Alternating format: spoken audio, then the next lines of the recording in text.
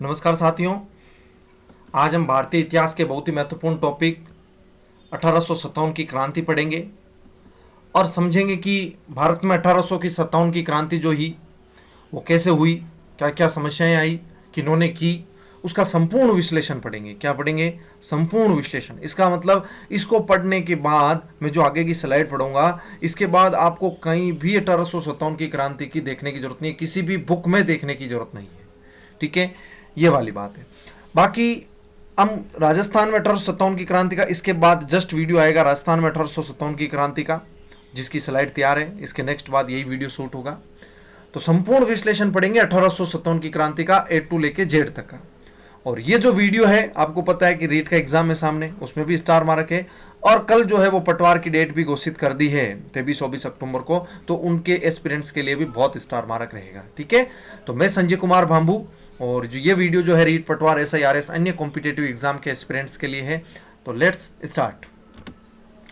देखो, भारत में 1857 की क्रांति, तो पहले तो समझते हैं कि भाई क्रांति के कारण क्या रहे होंगे, क्यों क्रांति हुई थी, फिर इस क्रांति को क्या क्या स्वरूप है, किन्होंने क्या नाम दिए, इस पर बुक किन्होंने लिखी, कहाँ कहाँ जगह जो क्रांति हुई। टोटल देखो, राजस्थान में भी मैं 11 जगह लेकर आया हूँ और टोटल भारत में भी 11 जगह लेकर आया हूँ। तो याद रखने में आसानी होगी कि कितनी जगह की बात करेंगे, 11 जगहों की बात करेंगे। तो देखो, सर्वप्रथम अगर स्टार्ट करें तो कारण क्या रहे होंगे इस क्रांति के, तो हम 5 कारण पढ़ते हैं। कितने कारण पढ़ते हैं? 5 कारण पढ़ते हैं। सर्वप्रथम राजनीतिक कारण पढ़ते हैं, राजनीतिक कारण पढ़ते हैं। ठीक है, राजनीतिक कारण पढ़ते हैं। 2 नंबर हम आर्थिक कारण भी देखते हैं कि कहीं ना कहीं आर्थिक कारण भी रहा होगा। ठीक है, इसके बाद हम सामाजिक और धार्मिक कारण भी देखते हैं कि सामाजिक और धार्मिक कारण भी रहा होगा। ठीक है, सामाजिक एंड धार्मिक कारण। ठीक है, इसके बाद हम देखते हैं तो सैनिक कारण भी रहा होगा कि सैनिक क्यों असंतुष्ट हुए थे।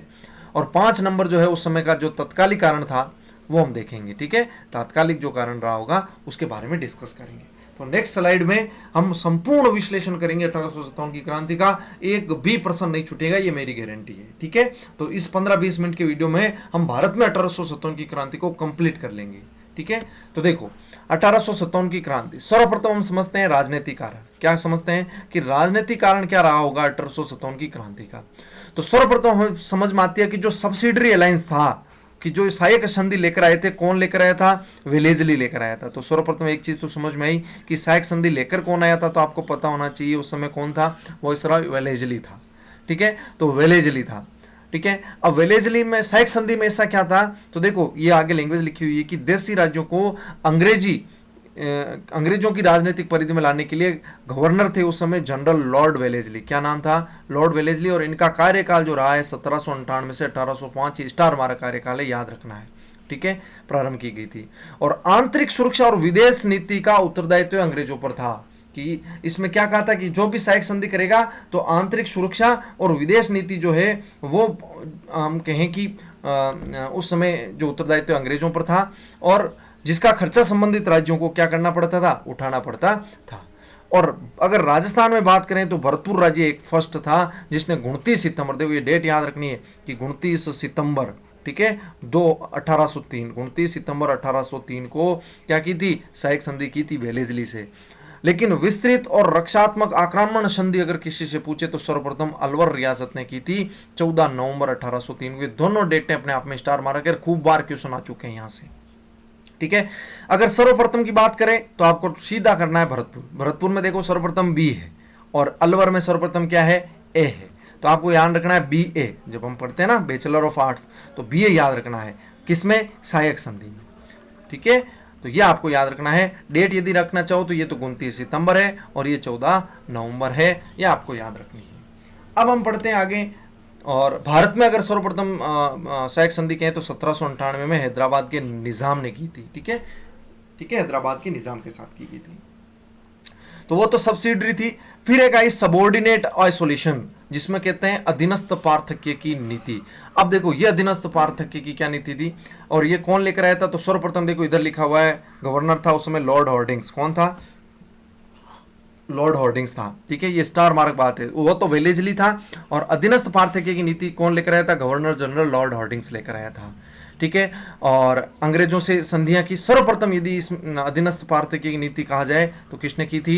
करौली राज्य ने की थी 15 नवंबर 1817 को। तो ये स्टार मार्क डेट होगी 15 नवंबर। वो तो 1803 को थी सहायक संधि, और बीए याद रखना है। और इसमें सर्वप्रथम करौली राज्य ने की थी और 15 नवंबर 1803 को की थी। और करौली सी से स्टार्ट है तो ए बी तो उसमें आगे थे, अब सी ए भी आ गया, सी की एंट्री भी हो गई है। परंतु विस्तृत और संक्षिप्त व्यापक जो विधि थी वो 26 दिसंबर को हुई। 15 नवंबर के बाद कब हुई? 26 दिसंबर को हुई थी। कौन से ने की थी? कोटा के प्रशासक ने की थी। सर्वप्रथम ध्यान रखना, कभी कभी ऐसा था कि शासक ने की थी, क्या शासक ने नहीं की थी, प्रशासक ने की थी, और वो था झाला जालिम सिंह। ठीक है, तो झाला जालिम सिंह ने कोटा राज्य की ओर से की थी। तो ध्यान रखना कि करौली और कोटा, तो आप चाहो तो उनको के भी लिख सकते हो। देखो इसको अगर सी ने लेकर के लिख दो और इसको भी कोटा को के बना लेना, तो उसमें तो बी ए था, इसमें आप के याद रख सकते हो। और के में देखो पहले ज्यादा अक्षर वाला आएगा, उसमें भी लेट वाला था, ए बाद में वाला था, तो आप के याद रख लेना। और डेट याद रखना 15 नवंबर और 26 दिसंबर को। उसके बाद आए डल्हौजी। ये तो वैसा पूछो ही मत, ठीक है। तो डल्हौजी की हड़प नीति, अब वो तो देखो एक तो अधीन करने की नीति थी, एक सहायता करने की नीति थी। अब तो डल्हौजी आ गए, उसने तो हड़पना स्टार्ट कर दिया। गोद निषेध सिद्धांत लागू कर दिया कि आप गोद नहीं ले सकते। कोई भी राजा जिसका बेटा नहीं है तो भैया गोद नहीं ले सकते, आपकी रियासत हमारी हो जाएगी। तो सर्वप्रथम यदि ये स्टार मार्क बातें पूछा जाए कि गोद निषेध नीति के तहत सर्वप्रथम किसको मिलाया गया, तो सर्वप्रथम सतारा। सर्वप्रथम में भी से आ रहा है और सतारा में भी से आ रहा है, तो सर्वप्रथम किसको मिलाया गया? सतारा को मिलाया गया 1848 में। देखो ये क्रम भी याद रखना है। 1849 में किसको मिलाया गया? जैतपुर और संबलपुर। ठीक है, ये साथ में बड़ा नाम याद रखना 49 का। 50 में मिलाया गया बगाट को। किसको मिलाया गया? बगाट को। ऐसे 52 में मिलाया गया उदयपुर को। ठीक है, और ये एमपी वाला, अपने राजस्थान वाला नहीं है। 1853 में मिलाया गया झांसी को और 1854 में मिलाया गया नागपुर को। तो वापस एक बार बोल रहा हूं, याद हो जाएगा। 1848 में सतारा, 1849 में जैतपुर संबलपुर, 1850 में बगाट, 1852 में उदयपुर, 1853 में झांसी और 1854 में नागपुर। और झांसी वाला स्टार मार्क है, आगे हम डिस्कस भी करेंगे क्या हुआ था, क्या कहानी बनी थी। ठीक है, और ये उदयपुर आ गया 1852 में। देखो बीच में 51 नहीं है, तो ध्यान रखना 1851 यदि कहीं है तो आप सीधा उसको कट कर सकते हो, क्योंकि 1851 में तो कुछ हुआ ही नहीं है। ठीक है, ये वाली बात थी। अब सबसे बड़ी बात यह है कि डल्हौजी ने गोद निषेध तो लागू किया तो किया, कुशासन का आरोप लगाकर भी हड़पने लग गया। तो ये तो हड़प नीति बहुत खतरनाक वाली थी। 1856 में किसको हड़प लिया? अवध को हड़प लिया। ठीक है, कि वहां का शासन सही नहीं चल रहा, यहाँ कुशासन है, हम अच्छा शासन लाएंगे, और हड़प लिया अवध को। ठीक है, तो डल्हौजी ने नाना साहब, जिसको हम धोधू पंत भी कहते हैं, उसकी पेंशन बंद कर दी थी। और नाना साहब पेशवा बाजीराव सेकंड का क्या था? दत्तक पुत्र था। डल्हौजी ने इनाम कमीशन का गठन किया और 20,000 से अधिक जागीरें जब्त कर ली थी इनाम कमीशन के नाम पर। भारतीयों को उच्च पदों से वंचित रखा था। ठीक है, मुगल सम्राट का अपमान भी किया था। तो ये कुल राजनीतिक कारण रहे हैं जो हमने अभी डिस्कस किए हैं। तो मुगल सम्राट का अपमान, देखो 4 चीजें लिखा दी मैंने, कौन कौन सी? एक तो देखो वेलेजली की सहायक संधि, वेलेजली की सहायक संधि, और ये किसकी लाए थे? वेलेजली की सहायक संधि। ठीक है, दूसरी जो थी वो अधीन करने की नीति थी। किसको करने की नीति थी भाई? अधीन करने की नीति थी। और हमने अच्छे से की है कि अधीन करने की नीति जो है वो होर्डिंग्स लेकर आया था। और सबसे बड़ी बात आ गई, हड़पने की नीति जो है, हड़पने की जो नीति है वो लेकर आया डल्हौजी। कौन लेकर आया? डल्हौजी। और सर्वाधिक चौथा कारण रहा है मुगल सम्राट का भी क्या किया है उन्होंने? अपमान किया। तो ये टोटल 4 कारण रहे हैं राजनीतिक में, यह आपको याद रखना है। ठीक है, तो ये मैंने सभी आपको अच्छे से बता दिया है। राजनीतिक कारण में ये आपको बता दिया। अब आर्थिक कारण क्या रहा कि देखो भारतीय उद्योगों को वो क्या करना चाह रहे थे? नष्ट करना चाह रहे थे, ताकि भारतीय उद्योग अब केवल स्वतंत्र नहीं रह सके, इसलिए। और भूमि सुधार के नाम पर तो खूब शोषण किया अपना। ठीक है, तो ये आर्थिक कारण उस समय रहे होंगे। सामाजिक व धार्मिक कारण क्या है कि देखो सती प्रथा, इनको निषेध कर दिया उन्होंने, जबकि हमारे लिए ये गौरव की बात होती थी। कन्यावध हो गया, बाल विवाह हो गया। हालांकि अब हमें पता लगता है कि एकदम सही कानून थे, लेकिन उस समय लोगों की भावनाएं जुड़ी हुई थी। ठीक है, भारतीयों के साथ अपमानजनक व्यवहार भी कर रहे थे। 1813 के चार्टर एक्ट के दौरान ईसाई मिशनरियों को धर्म प्रचार की अनुमति देती थी कि ईसाई आए, अपना धर्म प्रचार प्रसार करे और लोगों को धर्म परिवर्तन करवाए। और 1850 में धर्म निरोधकता अधिनियम लेकर आए। ये कुछ सामाजिक व धार्मिक कारण रहे थे उस समय के। सैनिक कारण क्या रहे होंगे कि भारतीय सैनिकों को कम वेतन मिलता था। ठीक है, और सबसे स्टार मार्क बात यह है कि 1854 में, कब? 1854, ये देखो डेट याद रखना है, डाकघर अधिनियम लाया था और जो भारतीय सैनिकों को निःशुल्क डाक व्यवस्था मिल रही थी उसका क्या कर दिया, अंत कर दिया। और सेना में समुद्र धार की अनिवार्यता कर दी कि निश्चित दिन आपको समुद्र में रहना पड़ेगा, वो अनिवार्यता कर दी गई थी सैनिकों की। तो ये कुछ सैनिक कारण रहे हैं। और तत्कालीन कारण आपको बताया कि ब्राउन बेस राइफल के स्थान पर कौन सी लेकर आए थे, एनफील्ड राइफल लेकर आए थे, जिसमें गाय और सुअर की चर्बी वाले कारतूस का क्या होता था, प्रयोग होता था, जिसको मुंह में लेकर तोड़ते थे। तो देखो सुअर तो मुस्लिम के लिए वर्जित था और गाय हिंदुओं के लिए, इस वजह से यह भी उस समय तत्कालीन कारणों में से रही थी। तो ये कुछ कारण रहे थे, पांचों के पांचों अब मैंने बता दिया। अब मैं मुख्य बातें बताना जा रहा हूं 1857 क्रांति की, यहां से स्टार्ट कर रहा हूं कि भारत का गवर्नर जनरल कौन था उस समय। तो आपको ध्यान रखना है, भारत का उस समय जो गवर्नर जनरल था वो लॉर्ड कैनिंग था। कौन था, लॉर्ड कैनिंग था। पहली चीज तो ये आ गई। इसकी योजना कहां बनी, तो आपको पता होना चाहिए इसकी योजना लंदन में बनी थी। किन्होंने बनाई, तो एक तो नाना साहब के सलाहकार थे, क्योंकि इनकी पेंशन बंद हो गई थी। तो एक तो नाना साहब के सलाहकार थे अजीमुल्ला खां। कौन थे, अजीमुल्ला खां, इनका नाम याद रखना है, अजीमुल्ला खां का। और सतारा के भी उस समय सलाहकार आए थे रंगोजी राणोजी बापूजी, जिसको आप राणोजी भी कह सकते हो और रंगोजी भी कह सकते हो। तो इनका पूरा नाम रंगोजी राणोजी बापूजी है। इन्होंने इस विद्रोह की क्या बनाई थी, योजना बनाई थी। कौन सा दिन चुना गया, 31 मई 1857 का दिन चुना गया। और ये पहले ही स्टार्ट हो गई क्रांति। ये इसकी एक फेलियर रही होगी, आपको पता है, क्योंकि समय से पहले क्रांति का स्टार्ट होना इसके फेल होने का मुख्य कारण रहा है। बाकी प्रतीक चिन्ह क्या रहा होगा, रोटी और कमल, ये स्टार मार्क बात थी। तो लॉर्ड कैनिंग था गवर्नर जनरल, अजीमुल्ला खां और राणोजी ने इसकी नीति बनाई थी लंदन में। 31 में 1857 का दिन चुना गया, रोटी और कमल इसका प्रतीक चिन्ह रखा गया। अब यहां भाई साहब 29 मार्च को शुरू हो गए। 31 मई तो डेट थी, लेकिन 29 मार्च को मंगल पांडे जी शुरू हो गए। बैरकपुर छावनी में लेफ्टिनेंट बाघ व ह्यूसन की क्या करती थी, हडसन भी कह सकते हो और ह्यूसन भी कह सकते हो, उसकी क्या कर दी, गोली मारकर क्या कर दी, हत्या कर दी। तो ये नाम याद पूछते हैं बहुत बार की मंगल पांडे ने। एक तो कौन सी छावनी थी, बैरकपुर पश्चिम बंगाल वाली, और किसकी, बाघ और ह्यूसन की मृत्यु की थी। 10 मई को ये स्टार मार्क डेट है। मेरठ में पूछते हैं कि अगर मान लो कि सर्वप्रथम यदि मेरठ में कब विद्रोह स्टार्ट हुआ, तो 10 मई को स्टार्ट हुआ। और 11 मई की रात को या 12 मई के दिन को विद्रोह दिल्ली में पहुंच गए थे। और बहादुर शाह जफर को अपना क्या कर दिया, बादशाह घोषित कर दिया, क्रांतिकारी नेता घोषित कर दिया। उस समय उसका सलाहकार था बख्त खां, ठीक है, जिसको खान बहादुर खां भी बोलते हैं। देखो बख्त खां को क्या बोलते हैं, खान बहादुर खां बोलते हैं। तो कई जगह आपको बख्त खां नाम मिलेगा और कई जगह खान बहादुर खां नाम मिलेगा। तो एक ही आदमी था भाई, दिल्ली का सूबेदार नियुक्त किया था। और बरेली में भी इसने क्या की थी, बगावत की थी। ये आगे हम पढ़ेंगे बरेली में, ठीक है। तो खान बहादुर खां बरेली में, बख्त खां जिसको कहते थे। और मिर्जा गालिब भी उस समय दिल्ली में रहते थे, ठीक है। और दिल्ली अभियान में जो सेनापति थे वो हडसन और निकोलसन थे। कौन थे, हडसन और निकोलसन थे। ये स्टार मार्क बात है कि दिल्ली के विद्रोह में अगर ब्रिटिश सेनापति पूछा जाए तो हडसन और निकोलसन। ये हम बोलते हैं, देखो हडसन तो आ जाएगा है और निकोलसन का नी, हनी हम बोलते हैं ना। कोई पूछते हैं हनी, ऐसे वो वाला कहानी हो जाएगी, ठीक है। हानि से भी याद रख सकते हो, कोई दिक्कत नहीं है। अब देखो 3 सितंबर 1857 को, ये डेट आपको स्टार मार्क याद रखनी है कि किस तारीख को अंग्रेजों ने दिल्ली पर पुनः अधिकार कर लिया था। अभी हमने देखा था कि देखो 12 मई को तो दिल्ली पर कब्जा हुआ, देखो विद्रोहियों का, देखो 12 मई को। और 3 सितंबर को वापस अंग्रेजों ने क्या कर लिया, अधिकार कर लिया। और बहादुर शाह जफर को हुमायूं को अकबर से सीधा उठा लिया कि आ जाओ भाई, ठीक है। और जफर को अंधा कर दिया था, इतना कहते हैं। और बेगम जीनत महल के साथ रंगून भेज दिया गया। इसकी बेगम थी जीनत महल, उसके साथ कहाँ भेज दिया, रंगून। और 1862 में, कब, 1862 में रंगून में बहादुर शाह की क्या होगी थी, मृत्यु होगी। और इसका मकबरा भी रंगून में है। ये आपको पता होना चाहिए, ये हमने कुछ जानकारी बताई थी।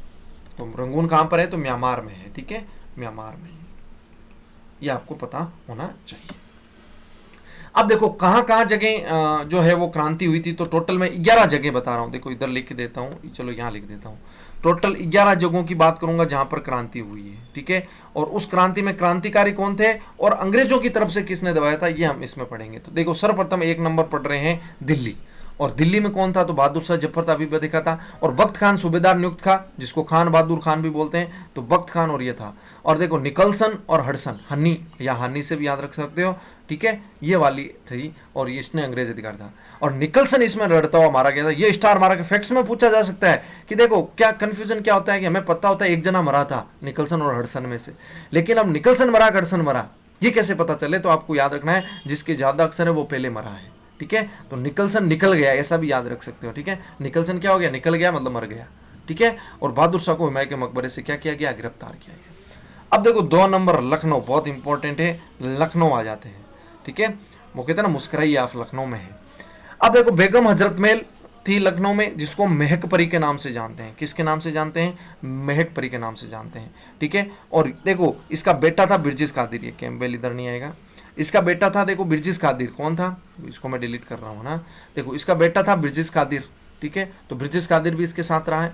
और बेगम हजरत महल था, तो देखो हजरत महल को महक परी कहते हैं, क्योंकि हजरत महल महकता था, ऐसे याद रख सकते हो। और यहाँ अगर कोई अंग्रेज अधिकारी इस विद्रोह को दबाने के लिए आया था तो वो कैंपबेल आया था। कौन आया था? कैंपबेल आया था। अब देखो ये बेगम हजरत महल कौन थी, क्या थी, देखो इसके आगे बारे में मैंने डिस्कस किया है। देखो एक पहले इस चीज को समझ लो कि लखनऊ और अवध एक ही चीज है, ठीक है। यदि आपको कभी कभी पूछे कि अवध में विद्रोह कब हुआ या किसने किया, या अवध का विद्रोह किसने दबाया, तो कैंपबेल ने दबाया था, क्योंकि ये एक ही चीज है, ठीक है। तो लखनऊ और अवध आपको एक ही चीज ध्यान रखना है, ठीक है। और अवध का उस समय नवाब था वाजिद अली शाह, ठीक है। तो इसका मतलब ये जो महक परी है वाजिद अली शाह की क्या थी? पत्नी थी, जिसको हम हजरत महल भी कहते हैं। और डलहौजी ने जेम्स आर्मस्ट्रांग की रिपोर्ट के आधार पर वाजिद अली शाह को कलकत्ता निर्वासित कर अवध पर क्या कर लिया था? अधिकार कर लिया था। तो हमने कहा था कि कुशासन के आधार पर किसको कब्जे में ले लिया? अवध को कब्जे में ले लिया था। तो उस समय वाजिद अली शाह था, ठीक है। तो वाजिद अली शाह को निर्वासित कर दिया। और अवध में क्रांति जन विद्रोह का रूप धारण कर लिया था। तो पूछ लेते हैं कि कहाँ की क्रांति ने जन विद्रोह का रूप धारण किया, तो आपको पता होना चाहिए कि अवध की थी, ठीक है। और बंगाल आर्मी में सर्वाधिक सैनिक अवध के होते थे, इसलिए अवध को बंगाल आर्मी की नर्सरी कहते थे। तो बंगाल आर्मी की नर्सरी किसे कहते थे? अवध को कहते थे, पता होना चाहिए। और हेनरी लॉरेंस ये अंग्रेज अधिकारी था जो लखनऊ में लड़ता हुआ क्या गया? मारा गया, ठीक है। जबकि कैंपबेल ने दबाया था, लेकिन हेनरी लॉरेंस मारा गया था। और बेगम हजरत महल कहाँ चली गई? बिरजिस कादिर को लेकर नेपाल चली गई। कहाँ चली गई? नेपाल चली गई। बिरजिस कादिर इनका बेटा था, उसको लेकर नेपाल चली गई। तो लखनऊ अवध वाली चीज समझ में आई, ठीक है। तो लखनऊ और अवध, तो अवध का नवाब पूछ ले कौन था, तो वाजिद अली शाह था, ठीक है। ये आपको स्टार मार्क याद रखना है। अब आ जाते हैं देखो कानपुर में। तो कानपुर में कौन थे? नाना साहब थे, जिसको धोंदूपंत ऐसा भी कह सकते हैं। देखो ये धोंदू भी आ सकता है, तो धोंदूपंत, ठीक है। तो धोंदूपंत था। और ये भी किसने दबाया था? कैंपबेल ने दबाया था। तो पता चला लखनऊ, अवध और कानपुर तीनों किसने दबाए थे? कैंपबेल।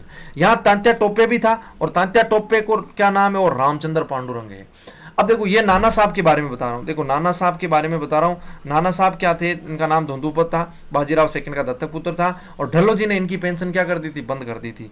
और कानपुर में विद्रोह किया था, ठीक है। तो आप ऐसा कह सकते हो कि जो नाना साहब है उनको कान से सुनाई नहीं देता था, तो इस प्रकार आप नाना साहब को भाई अपने नाना जी उनको अब कान से सुनाई नहीं देता है, तो इस प्रकार आप पूछे कि नाना साहब कानपुर में हो जाएंगे, ये इस प्रकार आपको याद रह जाएगा। और बेगम हजरत में लखनऊ कैसे याद रखेगी? तो लक्की थी बेगम जो, इसलिए आप लक्की से लखनऊ याद रख सकते हो, ठीक है। और नाना साहब जो है वो कैंपबेल और हैवलॉक से पराजित हो गए थे। तो कैंपबेल तो था ही था, कैंपबेल का सहयोगी अधिकारी था हैवलॉक, ये भी स्टार मार्क है। कभी कभी हैवलॉक आ जाए तो आप कहोगे भाई हैवलॉक का तो नाम सुना ही नहीं, लेकिन ध्यान रखना कैंपबेल का सहायक अधिकारी था हैवलॉक। और नेपाल, ये भी नेपाल चले गए थे बेगम हजरत की तरह। और आपको पता है कि नाना साहब ने अपनी पेंशन वापस प्राप्त करने के लिए विक्टोरिया के पास अजीमुल्ला खां को भेजा था, और वहीं क्रांति की रूपरेखा तय हुई थी लंदन में, ठीक है। वकील नियुक्त करके भेजा था। और अजीमुल्ला खां फ्रांस भी गए थे, इटली भी गए थे, रूस भी गए थे, और अपनी क्रांति के लिए क्या मांगी थी? मदद मांगी थी। अब तांत्या टोपे के बारे में पढ़ना चाहते हो तो देखो तांत्या टोपे का मूल नाम रामचंद्र पांडुरंग था। तांत्या का अर्थ होता है बड़ा भाई, और ये नाना साहब का सेनापति था, ठीक है। और अलीनगर के युद्ध में चार्ल्स स्नेपियर से हार गया था ये। अलीनगर के युद्ध में, ये स्टार मार्क बात है कि अलीनगर के युद्ध में चार्ल्स स्नेपियर से कौन हारा था? तांत्या टोपे हारा था। जन्म 1814 पट्टोत्तरी में हुआ था। 1859 में शिवपुर जो एमपी में है, क्या दे दी गई? फांसी दे दी गई तांत्या टोपे को, ठीक है। फिर आ जाते हैं 4 नंबर झांसी में। तो देखो अभी कौन सा पढ़ा? दिल्ली पढ़ा, फिर लखनऊ अवध हो गया, कानपुर हो गया। अब हम पढ़ रहे हैं 4 नंबर झांसी। और झांसी की रानी लक्ष्मीबाई, बहुत नाम सुना होगा। और इनका सहयोगी यहाँ भी तांत्या टोपे, कानपुर में भी तांत्या टोपे था, ये भी था। और दबाया किसने था विद्रोह? तो ह्यूरोज ने दबाया था। और इसने एक बात भी कही थी कि एकमात्र मर्द थी विद्रोही नेताओं में, लक्ष्मीबाई के बारे में एक बात की थी। इसका और नाम क्या मिलता है? तो देखो महक परी तो हमें पता है लखनऊ महकता है, ठीक है, हजरत महल हो गया।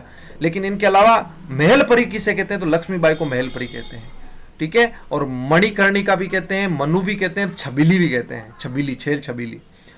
और गंगाधर राव के साथ विवाह हुआ था। किसके साथ हुआ था? गंगाधर राव के साथ हुआ था, झांसी के राजा थे, इसलिए विवाह के बाद इनका नाम लक्ष्मीबाई रखा गया था, ठीक है। पहले इनका नाम मणिकर्णिका था या मनु था, फिर इसका नाम लक्ष्मीबाई रखा गया। और इनका एक दत्तक पुत्र था दामोदर राव, ठीक है। और आपको पता है कि दत्तक पुत्र था, इसका मतलब गोद लिया हुआ था, और डलहौजी ने तो गोद निषेध ही लागू कर दिया। इस वजह से यहाँ पर भी क्या हुआ था, विद्रोह हुआ था झांसी में। और जनरल हीरोज से लड़ती हुई क्या हो गई थी, शहीद हो गई थी। और हीरोज ने लक्ष्मीबाई को क्या बताया था, एकमात्र मर्द बताया था। और लक्ष्मीबाई और तात्या टोपी की आर्थिक सहायता बीकानेर के अमरचंद भाटिया ने की थी, आपको पता हो तो।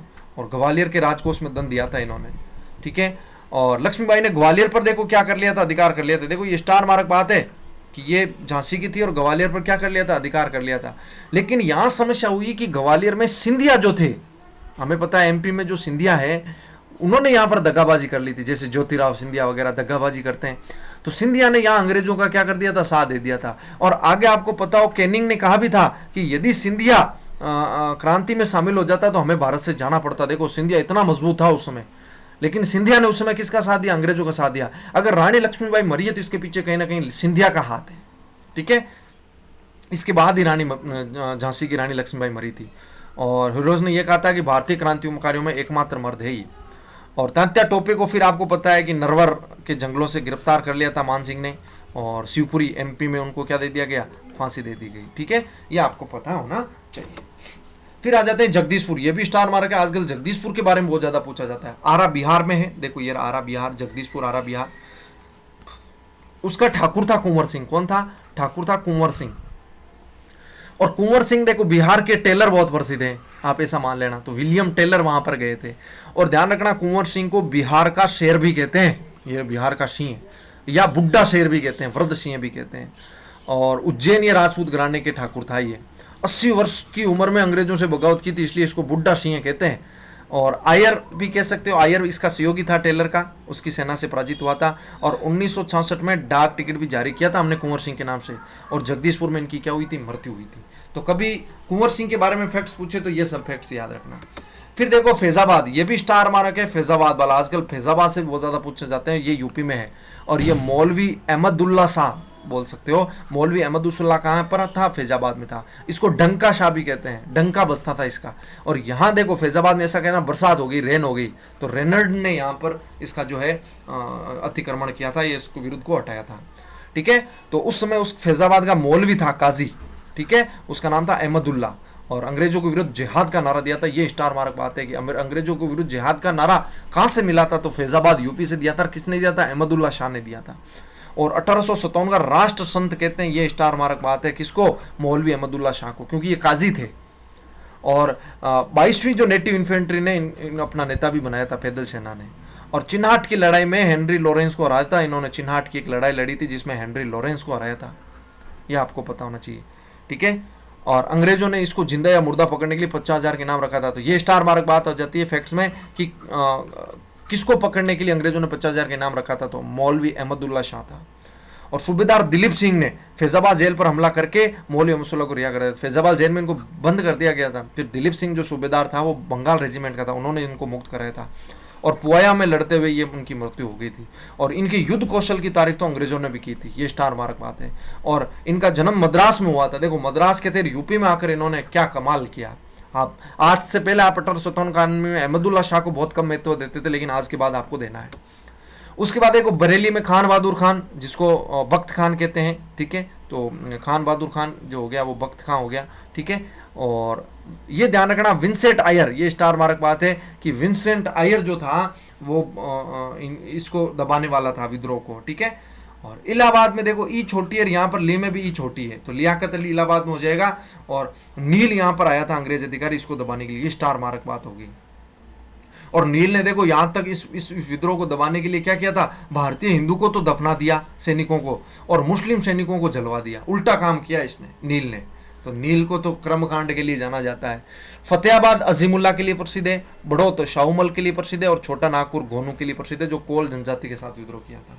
तो ये कुल मैंने 11 जगह बताई है। 8 तक तो बहुत, 9 तक बहुत इंपॉर्टेंट है, फतेहाबाद तक, ठीक है। अजीमुल्ला तक बहुत इंपॉर्टेंट है। वापस एक बार रिपीट कर देता हूं, फतेहाबाद अजीमुल्ला, इलाहाबाद लियाकत अली, बरेली खान बहादुर खान, बख्त खान जिसे कहते हैं, और फैजाबाद मौलवी अहमदुल्ला, और जगदीशपुर कुंवर सिंह, और फिर झांसी लक्ष्मीबाई, और कानपुर नाना साहब, और फिर अवध लखनऊ कह सकते हो बेगम हजरत महल जिसको महकपरी कहते हैं, और दिल्ली खान बहादुर खान, खान बहादुर खान था, और बहादुर शाह जफर भी था, ठीक है, ये टोटल थे जो मैंने आपको बताया, और इनमें से बहुत ज़्यादा रिपीटली क्वेश्चन पूछे जाते हैं, तो आपको अच्छे से इनके नोट्स बनाने हैं।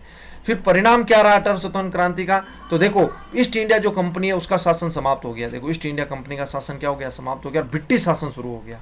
ये एक तो ये फर्क हुआ। विक्टोरिया को भारत की महारानी घोषित कर दिया, ठीक है, और कैनिंग को ब्रिटिश भारत का पहला वॉइसरॉय नियुक्त किया। अभी तक तो क्या जनरल थे, ठीक है ना, तो जब लॉर्ड चल रहे थे, लॉर्ड जनरल थे, अब इनको क्या कहने लगे, वॉइसरॉय कहने लगे। और रियासतों में विलय की नीति त्याग दी कि भाई रियासतों का विलय नहीं करेंगे, इनके साथ अपनत्व की भावना बनाई जाएगी। अब अंग्रेज विलय करने के बजाय डिवाइड एंड रूल की नीति अपना रहे थे, और अंग्रेजों ने क्रांतिकारियों को साथ देने वाली जातियों को गैर सैनिक वर्ग में रखा था। ये भी इन्होंने थोड़ा सा यहाँ पर चेंज किया। और ध्यान रखना, पील कमीशन, ये स्टार मार्क बात है, पील कमीशन की क्या सिफारिश थी, ब्रिटिश सेना में भारतीय तथा यूरोपीय सैनिकों का अनुपात बदल दिया गया। पहले ये अनुपात 5:1 था, बाद में बंगाल में तो 2:1 कर दिया, और बॉम्बे में 3:1 कर दिया। ये स्टार मार्क बात है कि बंगाल में 2:1 और बॉम्बे में 3:1 कर दिया, ठीक है, पहले ज़्यादा थे फिर कम कर दिए। और हस्तक्षेप, धार्मिक मामलों में हस्तक्षेप की नीति त्याग दी थी, ये है। अब ये स्टार मार्क है, यहाँ से क्वेश्चन पूछे जाते हैं, क्रांति की पुस्तकों से रिलेटेड पूछे जाते हैं।